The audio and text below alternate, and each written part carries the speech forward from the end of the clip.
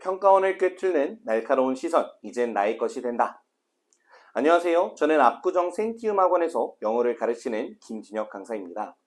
이번 영상에서는 오늘 치러진 2026학년도 수능 대비 6월 평가원 모의고사의 총평을 진행해 보도록 하겠습니다.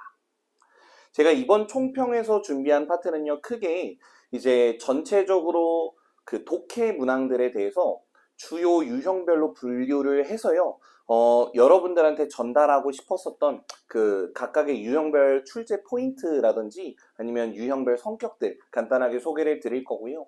그 다음 예상 1등급 비율 정도 간단하게 말씀을 드린 다음에 이번 시험을 기준으로 1, 2등급을 받은 여러분들과 3등급 이하의 등급을 받은 여러분들께 전달하고 싶은 한 가지 정도의 이야기를 덧붙이면서 이 총평을 마무리해 보려고 합니다.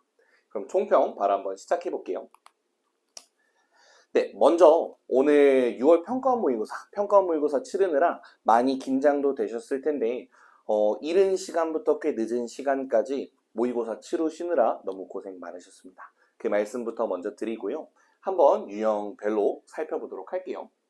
자, 먼저 대입학 유형입니다. 제가 여기서 대입학 유형이라고 지칭하는 것은 18번부터 24번 그 신경변화 유형하고 목적까지 아울러서 함께 말씀드리는 겁니다. 제가 개인적으로 느끼기에 이번 대입학 유형 같은 경우에는 최근 3개년 정도에 출제되었었던 문항들 중에서는 오답률이 가장 낮을 것 같아요. 그러니까 비교적 쉽게 평이하게 출제가 되었다 이렇게 말씀을 드릴 수 있을 것 같고요. 특히 대입학 유형에서 이번에 유일한 3점짜리로 출제되었었던 21번 함축적 의미파악 유형 같은 경우에도 지문을 잘 살펴보면 지문 자체의 구문이나 어휘가요 크게 복잡하지 않게 출제가 되었습니다.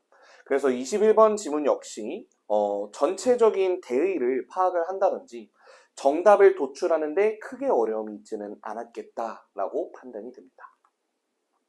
다음으로는 어법 어휘입니다. 먼저 어법부터 살펴보시면 이번에 어법 유형의 정답은 결국에 큰 틀에서 보면은 자주 정답으로 출제되었었던 동사 자리냐 준동사 자리냐를 구별하는 범주에 속한다라고 할 수 있겠습니다. 다만 이번에 그 정답으로 출제된 선택지가요. 대표적인 가목적어, 진목적어 구문이라고 내신에서도 많이 등장하던 make it 형용사 투부정사 구문이 사용된 부분이 출제되었거든요. 그래서 이 부분이 정답으로 출제되었다라는 것이 약간 2023학년도 수능 때 어법문항 정답이 제귀대명사로 처음으로 등장을 해가지고 사실 많이 놀라웠었거든요. 약간 그때 받았던 감정을 이번 시험에서도 비슷하게 받았다 정도로 표현할 수 있을 것 같습니다. 다음으로는 어휘 추론인데요. 개인적으로 볼 때 학생들의 입장에서는 30번 어휘 추론 지문의 난이도 자체는 만만치가 않았을 것 같습니다. 물론 다만 문제풀이의 관점에서만 본다면 1번부터 5번까지의 각각의 선택지, 그 모든 선택지들의 판단할 수 있는 근거가 각각의 선택지가 포함되어 있는 문장에 그것도 꽤나 직설적으로 제시되어 있었다는 점에서요. 오답 선택지들을 소거를 한다든지 정답 선택지를 찾아내는 과정이 차분하게만 글을 읽어냈다면 크게 어렵지는 않았을 것 같다라고 평가를 할 수 있겠습니다. 다음으로는 빈칸 추론입니다.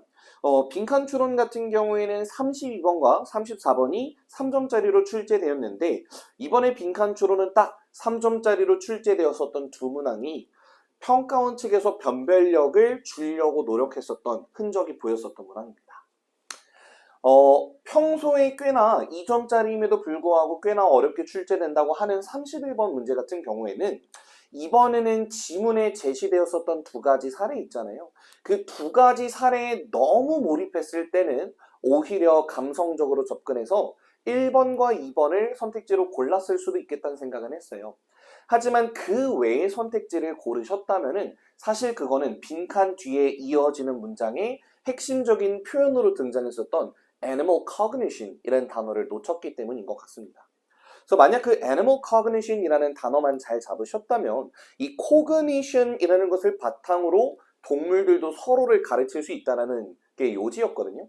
그렇기 때문에 cognition, 인지니까 생각이라는 거니까 인지 또는 생각과 관련된 선택지를 찾아야겠다라는 결을 잡으셨다면 5번이라는 정답을 고르는 것이 크게 어렵지는 않았을 것 같습니다.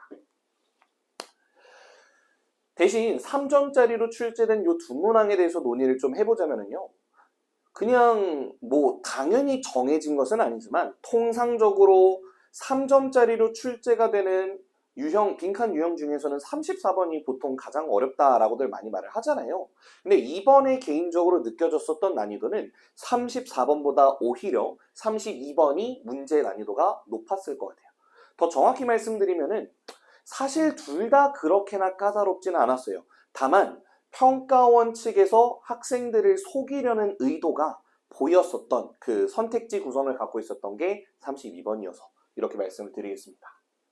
구체적으로 들어가 보면요. 32번 같은 경우에는 지문 자체는 동일한 내용이 여러 번 반복되는 구조예요. 그런데 정답의 핵심 근거를 담고 있었던 문장 중 한 가지 문장에서 mistake A4B라는 구문이 사용되었거든요. 그래서 여러분들도 혹여나 이 mistake A4B 이 구문이 무엇을 뜻하는지 잠깐 pause를 걸고 대답을 해보세요. mistake A4B 하면은 A를 B로 착각하다라는 뜻이거든요. 그러니까 진실은 A인데 내가 생각한 건 B다 이렇게 가는 구문이거든요.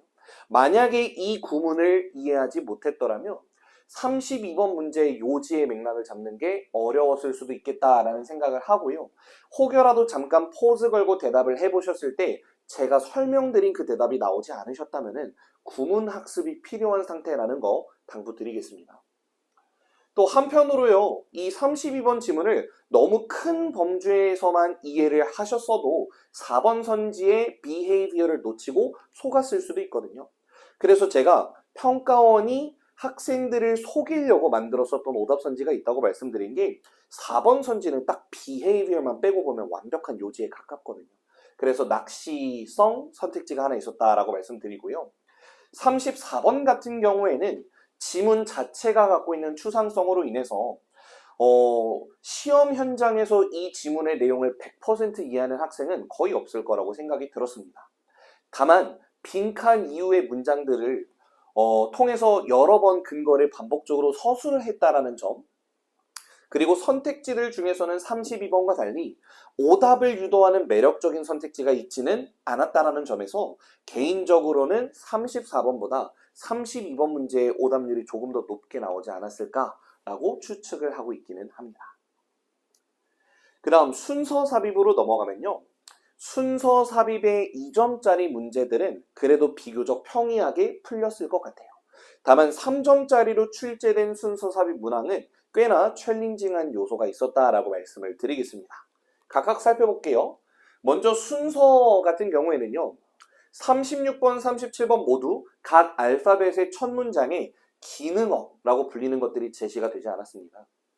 다만 36번 문제에서는 시간의 흐름을 나타낸다든지 문장 간의 연결이 이렇게 될 수밖에 없다라는 힌트가 되는 그런 어휘들이 돌려서 표현된 것도 아니고 비교적 직설적으로 제시가 되었거든요. 그래서 36번은 현장에서도 기능어는 없었지만 비교적 쉽게 풀어낼 수 있지 않았을까라는 생각을 해봅니다. 반면 37번 문항 같은 경우에는요. 제시문 다음에 C는 이어질 수 없겠다라는 것까지는 판단할 수가 있었는데요. 사실 제시문 다음에 A도 말이 아예 안 되지 않고요. B도 뭔가 시원하게 해당되지는 않았을 거거든요. 그래서 여러분들이 A도 B도 전부 다 읽어보고 제시문과 연결해 보려는 시도를 하셨다면은 오히려 이 제시문 이후에 이어질 문단이 확신이 서지 않아서 당황했을 수 있겠다 싶었습니다. 하지만 결국에는 그 당황스러움을 이제 좀 유지한 상태로 그래도 나머지 문장들, 첫 문장만 가지고 판단하는 게 아니라 나머지 문장들까지 읽어가면서 판단을 하셨다면은 결국에는 C의 마지막 문장과 A의 첫 번째 문장에서만 chaos와 iteration의 관계가 반복되어서 언급이 되거든요. 그 점을 잡아서 C 다음에 A로 갈 수밖에 없다라는 확신까지 섰다면 B, C, A를 비교적 쉽게는 아니고요. 그래도 정답을 찾아내는데 많이 어렵지는 않았겠다라는 생각이 들었습니다. 다음으로는 문장 삽입입니다. 순서와는 반대로 문장 삽입의 경우에는요, 두 문항 모두 다 제시문에 기능어가 제시가 되었었는데요. 특히 38번 문항 같은 경우에는 제시문에 but, also, downside 이 세 단어가 등장했기 때문에 제시문의 이전에는 아마 downside에 반대되는 약간 긍정적인 속성을 가진 어휘들, 표현들이 나왔을 것 같고 그 다음에 also라고 했으니까 소재는 공유하겠다 정도를 유출했을 거예요. 그래서 지문 자체에는 기능어가 1번 이후 문장에 밖에 주어지진 않았으나 긍정적인 속성에서 부정적인 속성으로 흐름이 전환되는 부분이 되게 명확하게 두드러졌거든요. 그래가지고 정답을 고르는 것이 여유만 가지고 푸셨다면 큰 어려움 없이 정답을 고르셨겠다라는 생각이 듭니다. 한편 39번은 평가원에서 전통적으로 이 문장 삽입 문항을 어렵게 낼 때 사용하던 방식을 활용했는데요. 지문 자체에는 기능어가 여러 제시가 되었습니다. 하지만 하나의 소재만 가지고 처음부터 끝까지 내용이 전개가 되었다는 점에서 소재가 바뀌는 지점을 찾으려고 시도하셨던 분들은 꽤나 눈에 띄는 단절을 발견하기는 어려웠겠다라고 판단이 됩니다. 하지만 포기하지 않고 처음부터 끝까지 차분하게 읽어내려 가셨다면 결국에는 걷는 방향과 관련된 논의만 쭉 이어지다가 마지막 문장 5번 문장 이후에는 길의 모양이나 나무의 냄새와 같이 이 걷는 방향과는 아예 다른 부분이 언급이 되거든요. 거기서 흐름이 전환되었다는 것을 느꼈으면 정답을 찾을 수 있지 않았을까라고 판단이 듭니다. 마지막으로 무관한 문장 찾기와 요약문 완성인데요. 이 두 문항 같은 경우엔 이번에는 난해하거나 복잡한 구문이 사용되지는 않았습니다. 그래서 비교적 평이하게 출제가 되었다라고 말씀을 드리겠습니다. 그래서 제가 예상하는 이번 시험의 1등급 비율은 10%는 넘어갈 것 같고요. 그래서 10%에서 12% 사이 정도로 1등급이 나오지 않았을까 생각을 조심스럽게 해봅니다. 그리고 말씀드린 대로 이번 시험을 기준으로 1, 2등급을 받은 친구들과 3등급 이하의 성적을 받은 친구들에게 드릴 말씀이 한 가지씩 있는데 먼저 1, 2등급 친구들에게는 이런 말씀을 드릴게요. 이번 시험이 평소에도 1, 2등급을 받던 학생들이셨다면 크게 어렵지는 않았던 시험일 겁니다. 하지만 여러분들한테 개인적으로 쉽게 느껴지는 시험이셨을지라도 제가 서론 부분에서 말씀드렸었던 것처럼 6평이 이렇게 쉽게 나오면 9평과 수능이 되게 불안할 정도로 어렵게 나올 것 같거든요. 그러니까 절대로 방심하지 말고요. 쉬운 시험이니만큼 여러분들이 잘 본 시험이니만큼 오히려 한 문항 한 문항 평소에 학습하거나 평소에 세웠었던 전략대로 문항들을 잘 풀었는지 점검을 해보시고 혹여라도 내가 놓쳤을 약점들은 없는지 점검해 보시는 시간이 되셨으면 좋겠다라고 당부드리고 싶고요. 3등급 이하의 성적을 받으신 분들께는 그냥 요령보다는 본질부터 차근차근 다시 접근하시면 좋겠다라고 말씀드릴게요. 요령이라고 말하는 건요. 문제를 푸는 스킬이나 글 자체를 읽는 훈련을 하실 때가 아니라는 거예요. 지금은 2번 시험에서 3등급 이하의 성적이 나오셨다는 것은 여러분들 냉정하게 핑계댈 것 없이 인정하셔야 됩니다. 지금 단어가 부족한 상태고 문장을 문장 단위로 해석하는 능력이 부족한 상태입니다. 그러니까 이번 시험에서 3등급 이하가 나오셨다면 단어 공부에 오히려 더 힘을 쓰시고요. 평소에 글 읽기나 아니면 실전 모의고사 풀이 같은 거 연습을 하고 계셨다면 이번 시험을 기점으로 문장을 분석하고 문장 해석하는 연습에 좀 더 포커스를 두시면 좋겠습니다.